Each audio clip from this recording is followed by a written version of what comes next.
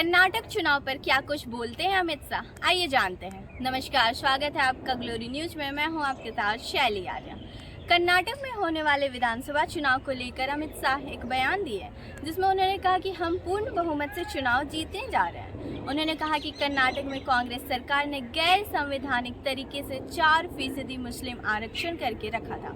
ये गैर संवैधानिक इसलिए था क्योंकि हमारा संविधान धर्म के आधार पर आरक्षण की अनुमति नहीं देता है, लेकिन कर्नाटक में ऐसा किया गया था।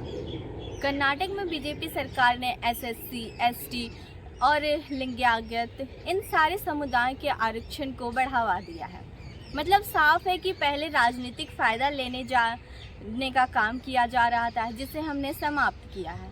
हमने पात्र लोगों को उनका अधिकार दिया है। अमित शाह ने कहा कि इस देश में 75 साल तक कई सरकारें ऐसी चली जिन्होंने 2 देश बना दिए थे। इसमें 80 करोड़ एक और थे, जबकि 50 करोड़ लोग दूसरी तरफ थे।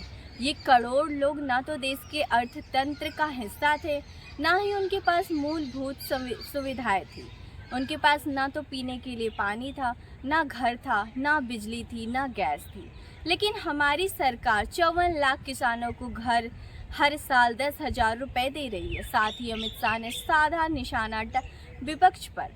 गृह मंत्री कहते हैं, पूरे कर्नाटक की आबादी को ऐसा लगता है कि ये सरकार है जो हमारे बारे में सोच रही है, लेकिन ये तभी संभव है जब डबल इंजन सरकार हो। उन्होंने कहा कि नरेंद्र मोदी को यश मिलेगा, इस वजह से कुछ सरकारें सरकार की गरीब कल्याण की योजनाओं को नहीं पहुंचने देती है। जैसे दिल्ली में आयुष्मान भारत योजना का लाभ दिल्ली वालों को नहीं मिल पा रहा है, क्योंकि केजरीवाल जी को लगता है कि डर है कि मोदी जी की पॉपुलैरिटी बढ़ जाएगी। बंगाल के किसानों को कई साल तक किसान सम्मान निधि नहीं मिला, क्योंकि ममता बनर्जी नहीं चाहती है कि वहाँ के किसानों के खेत में मोदी जी का चेक जाए।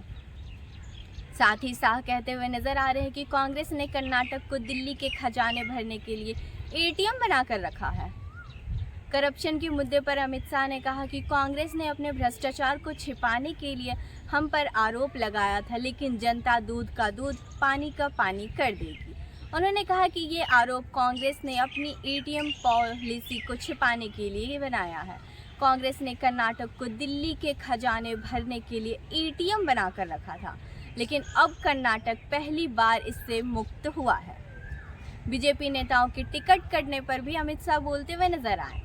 कर्नाटक में कई नेताओं के टिकट कटने के मामले पर कहा कि यहाँ दूसरे राज्य की तुलना में कम बदलाव हुआ है।